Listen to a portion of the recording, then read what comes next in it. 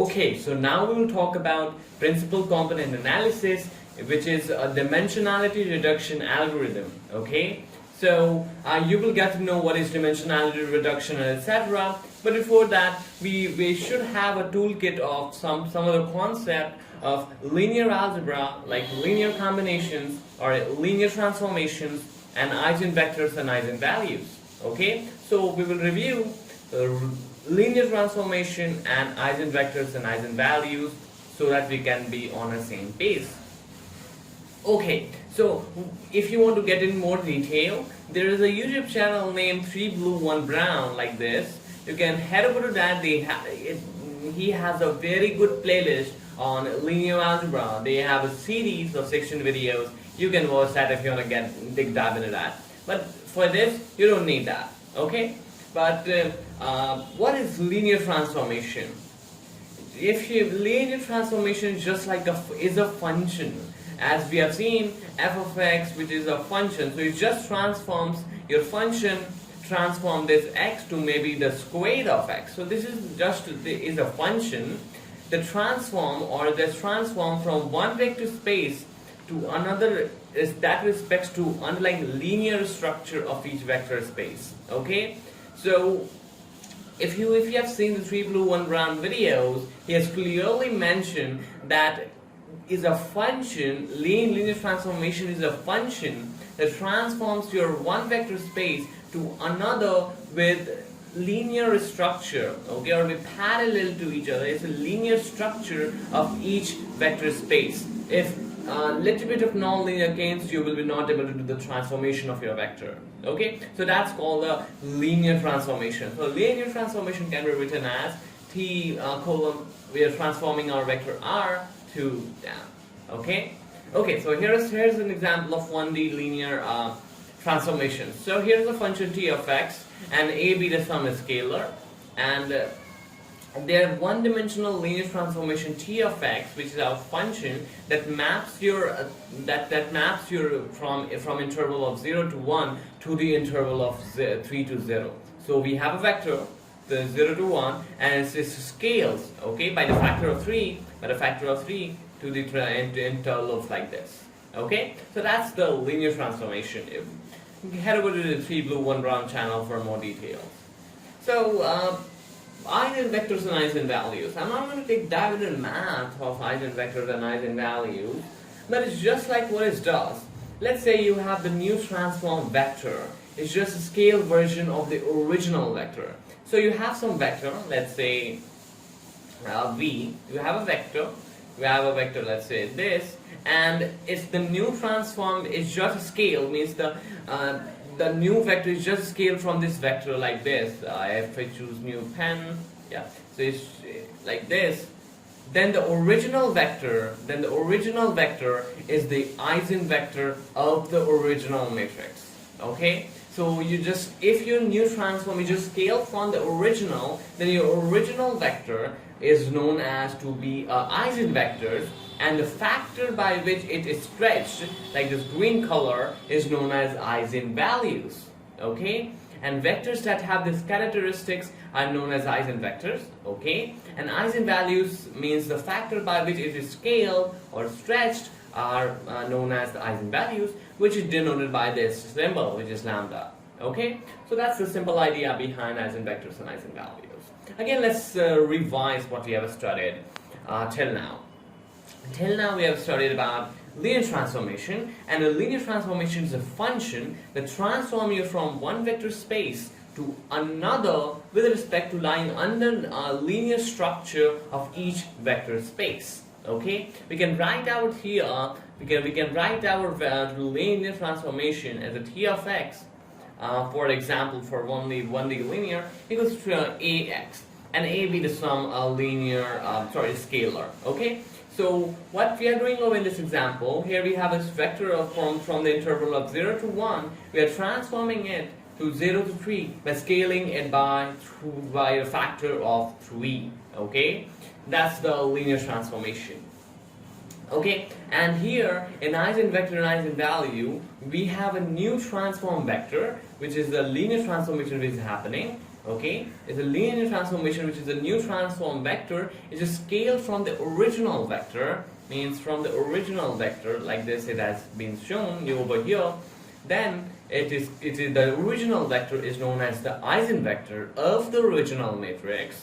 Otherwise, it's just a vector, and the factor by which it is scaled here is 3. The factor by which it is scaled here is 3. Then the 3 is your eigenvalue. Okay. This is what the simple eigenvector and eigenvalues are. Okay? Pretty much is what I'm trying to say you here. Okay, if you want to get in more detail, there is a video by Gilbert Strang. Gilbert, I think I'm pronouncing correct. Gilbert Strang linear algebra videos, or a book by Introduction to Linear Algebra. Introduction to Linear Algebra. You can have a look by Gilbert Strang, or you can have a look for a quick look at 3 blue 1 brown video, 3 blue 1 brown video on linear algebra on YouTube. Okay, so that's the kind of resources to learn more. But for now, if you know this, then you're good to learn about principal component analysis. Okay. So you may think, yeah, Yush, I don't want to do so much of math, etc. So you have a library known as NumPy, which you can have a look, which I have given the notebook in the description box below about NumPy, Pandas, so you can have a look. So we can just implement by this LA. LA is Alice. LA is Alice as a linear algebra. We are taking out the EIZ of the input, and input here is our vector, okay? And this is the eigenvector and eigenvector of this matrix. Sorry, yeah, this is a matrix, okay? So, and this matrix is just a 2, minus 1, 4, 3, okay? So that's the matrix of 2 by 2 matrix. Okay, so we have studied about linear algebra that is required for us for a principal component analysis. Now it's time for understanding why we are studying this all and why we need dimensionality reduction. So let's say you're working on kind of a large amount of data set. So this is 3,000 dimensions. And what do I mean by dimensions is like the size of the house is 1 dimension, then floor of a house is 2nd dimension, then number of fans is a 3rd dimension, then etc. So like that we have 3,000 features. Okay, so we have 3,000 features. So for that, first of all, it will cost storage. Second, it will cost time. It will even take months to train your model. So it will even take months. So you don't have too much of compute resources.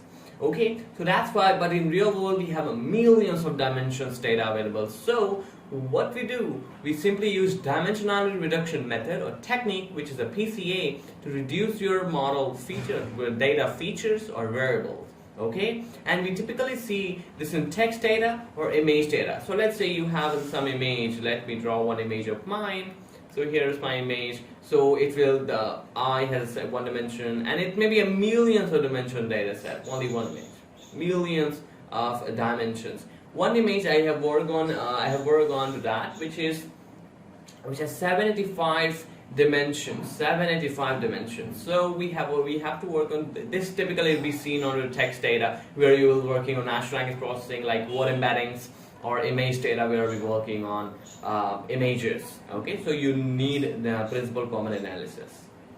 Okay, so what is principal common analysis? Principal common analysis is a method for dimensionality reduction that is used to reduce the variables or the dimensions of the data by transforming large set of features into smaller ones that contains most of the information.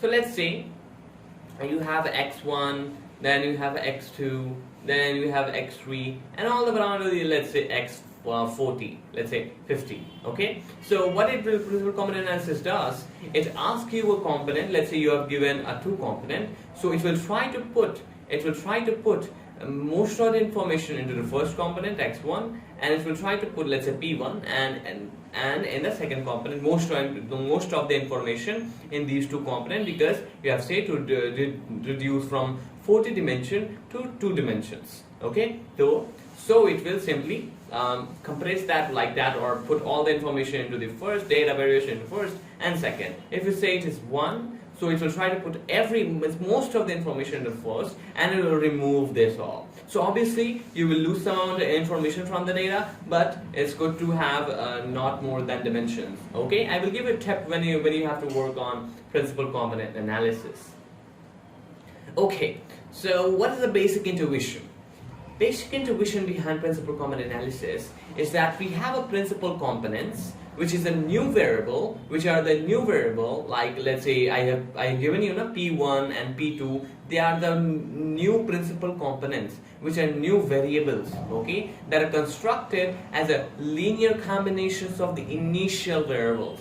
Okay, so what we do, let's say we have x1, x2, all the way down to x40. So we just try to put in all the first and second. So means is a hyperparameter. 2 is a number of a component is a hyperparameter.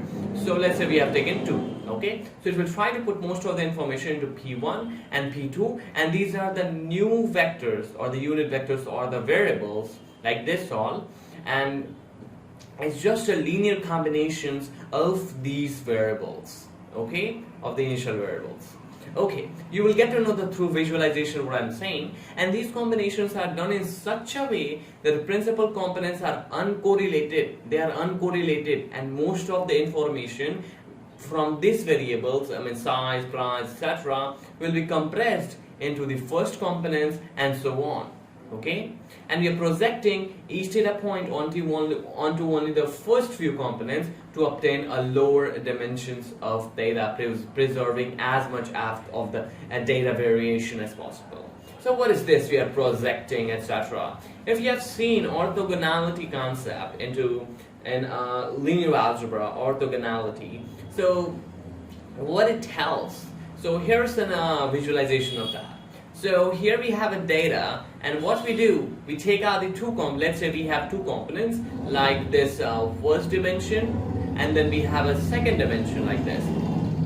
Okay, so we have a second dimension like this. Okay, these are the principal components which are constructed, which are constructed as the linear combinations of the initial variables. So what we do, we project our data point onto this. We project our each and every data point onto these principal components like this, and now our data point will be on this. So here's the visualization which is showing more about this. So we are projecting each data point onto the two components. Here we have first component, and here we have second component. Okay, this is the basic intuition behind principal components. So basically we have let's say this, and let's say this one, and you have a data point like this. Okay, so you just project the data point onto here. You project data point onto here to reduce the dimension of the data, preserving as much as the information as you can in the first component.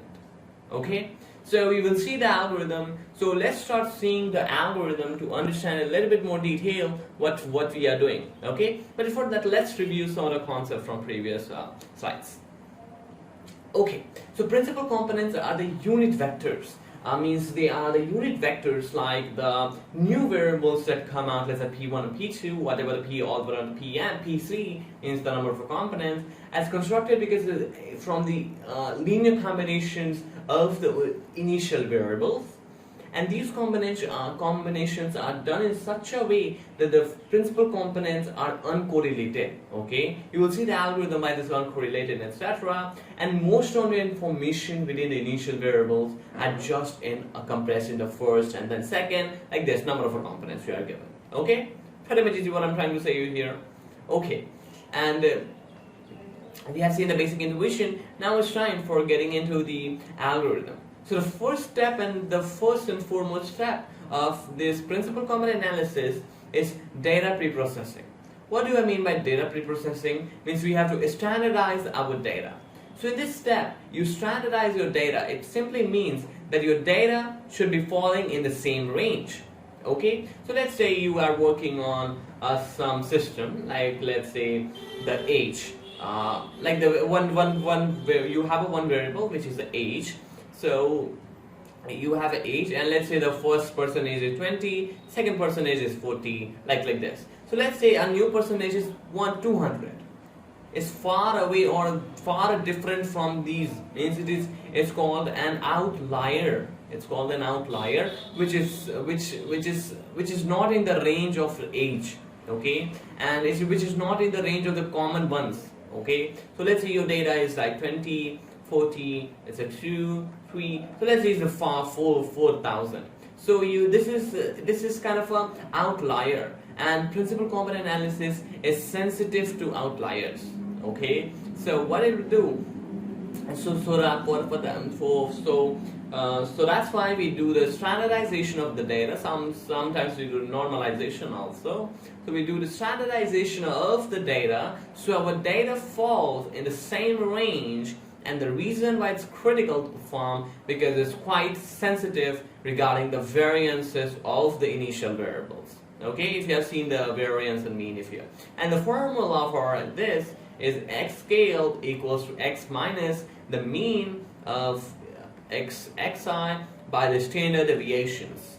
Okay, standard deviation, and then you will get the scale formula of your data. And don't worry how to implement this. You can also implement this just by coding in Python.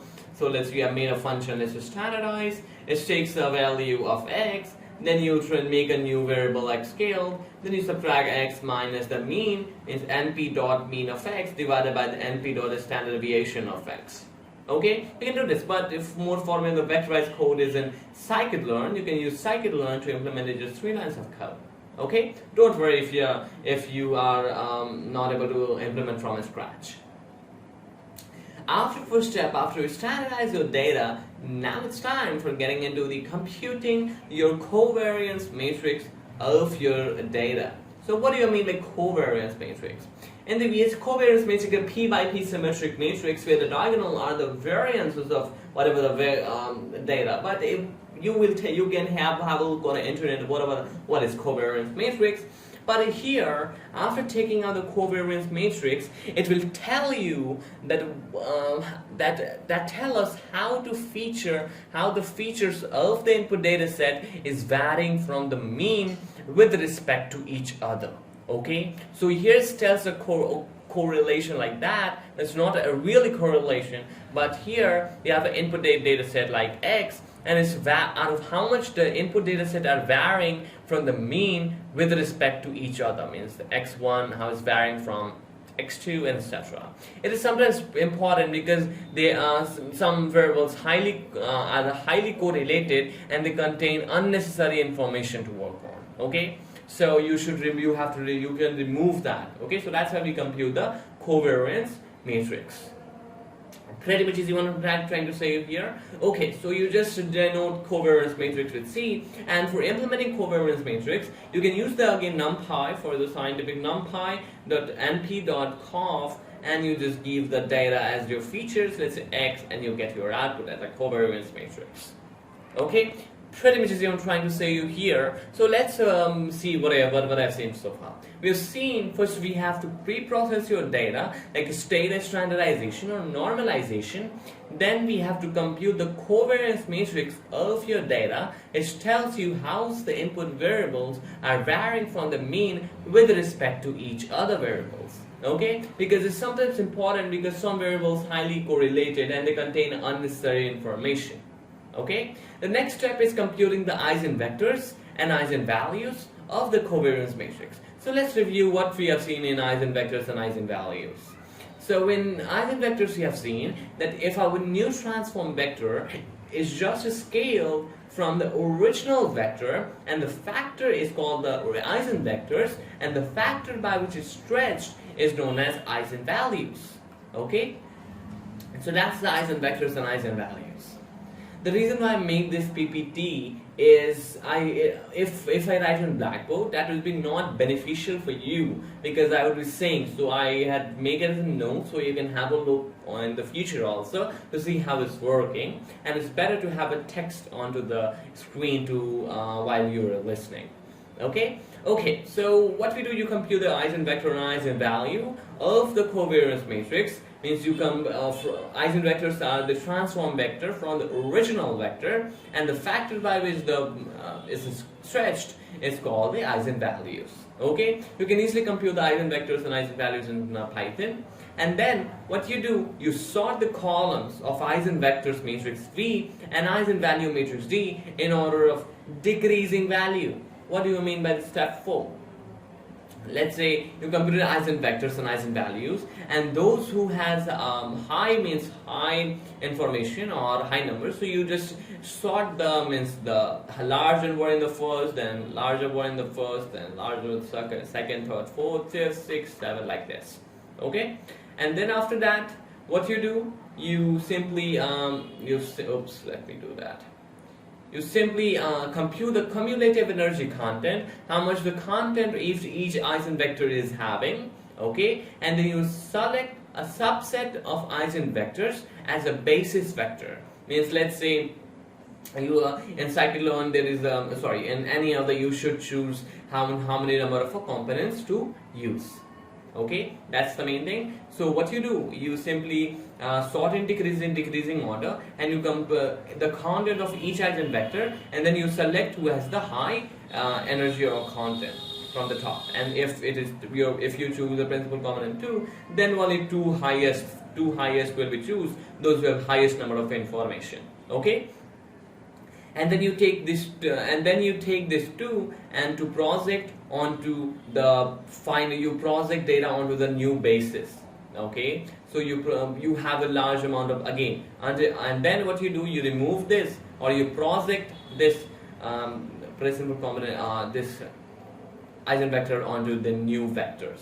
Okay, and this is the formula, and this is randomized, and this is the feature vector transpose. Okay, so we have seen so far, and here's steps. What were the algorithm of steps? And I have not written last step, which is projecting the data. You can have a look, but because my was not fitting. Okay, so first you pre-process your data, then you compute the covariance matrix, then you compute the eigenvector and eigenvalues of the covariance matrix, then you rearrange the eigenvectors and eigenvalues, then you compute the cumulative energy content of each eigenvectors. All that is not necessary, because when you sort the decreasing order, the top will be having the highest information, and then you select a subset of the eigenvectors as basis vectors. Okay, so I think that we have seen so far, and I really hope that you have enjoyed this tutorial in this section.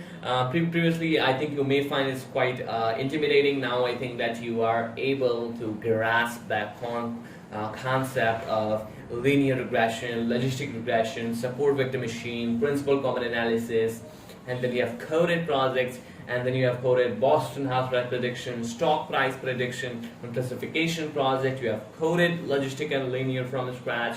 Now in the next section, we will code principal component analysis from scratch. We will do by with ourselves to get the more feel of the principal component analysis. Okay. So I really hope that you have enjoyed. I'll be catching up your next section. So let's start with the next section to learn something new.